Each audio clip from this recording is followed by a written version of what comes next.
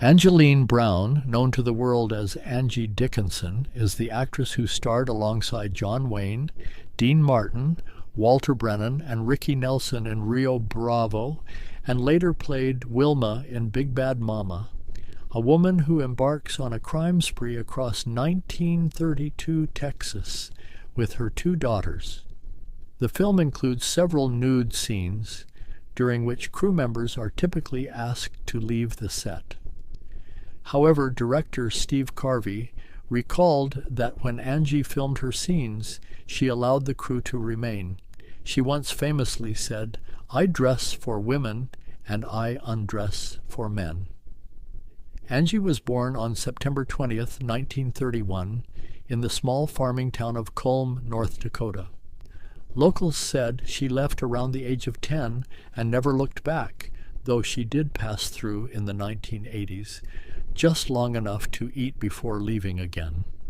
Angie herself remembered a wonderful childhood there, playing in the mud. "You can't deny where you come from," she said. "It makes you who you are." She had two sisters, an older sister, Mary Lou, and a younger one, Janet Lee. The girls were well known around town and would charge a nickel for a kiss, an enterprise Angie later said did pretty good. Her father, Leo Henry Brown, published the local Culm Messenger and ran the projector at the only movie theater. Angie could watch films for free and fell in love with the idea of becoming an actress. But Mr. Brown, called Bud, began drinking heavily, lost the paper, and the theater burned down, plunging the family into trouble. In 1942, Angie's mother, Frederica Hurd, placed Bud in a sanatorium to dry out, then took the girls to California. She found work at the Burbank Daily Review. A few months later, Bud rejoined the family, and Frederica supported them for years. Angie believed her father was one of those people who never got what they wanted from life. In Burbank, Angie and Janet Lee enrolled at Bellarmine Jefferson High School, where Angie won the 6th annual Bill of Rights essay contest. Her sister would win the same contest a couple of years later. Angie graduated in 1947 at age 15 and earned a full scholarship to Immaculate Heart College in Los Angeles. She quit after the first semester because it was an all-girls school, something she didn't like, and transferred to Glendale Community College, graduating with a business degree in 1954. Her plan was to become a writer, given her upbringing around the printing business, but then she met college football star Angie Dickinson. They married on June 2, 1952. Jean played semi-pro football for the NFL's Cleveland Browns and later owned an electronics business. Angie worked at Lockheed, an airline parts factory, for 3.5 years. While there, co-workers told her about a beauty contest at NBC nearby. Jean encouraged her to enter, a decision he later called a big mistake. She stopped by after work and became a preliminary winner, catching the attention of agents. When offered a spot as a showgirl on the Jimmy Durante show, she protested that she couldn't act.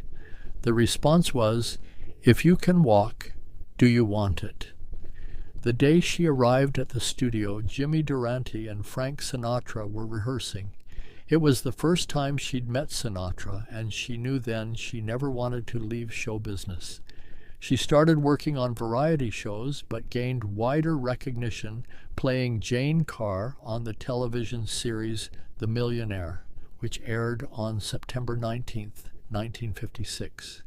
That same year, she had her first starring film role in Gun the Man Down with James Arness, a member of John Wayne's stock company.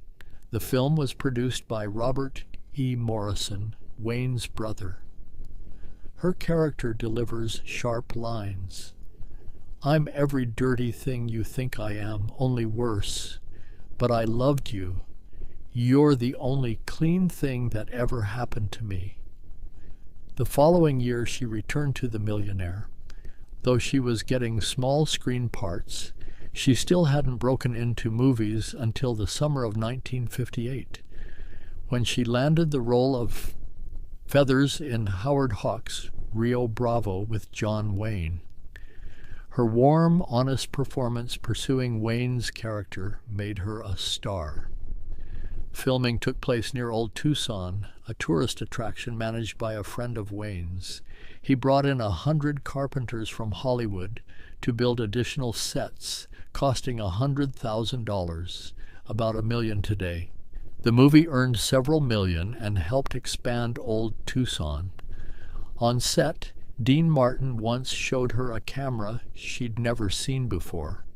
A famous scene was rehearsed with a stand-in for Wayne, while camera movements were calculated. For her performance, Angie won a Golden Globe. Right after Rio Bravo premiered in 1959, Angie and Gene Dickinson divorced following a long separation. In 1960, she played Beatrice Ocean, wife of Frank Sinatra's Danny Ocean in Ocean's 11, starring alongside Rat Pack members Dean Martin, Sammy Davis Jr., and Peter Lawford. The story follows Danny Ocean gathering World War II buddies to rob 5 Las Vegas casinos simultaneously. Sinatra supposedly loved the script so much he joked they should do it for real. As a member of the Rat Pack's extended circle and an on and off girlfriend of Sinatra, Angie was ideal for Beatrice. In 1963, Angie signed a 7-year contract with MGM, which insured her legs for $1 million.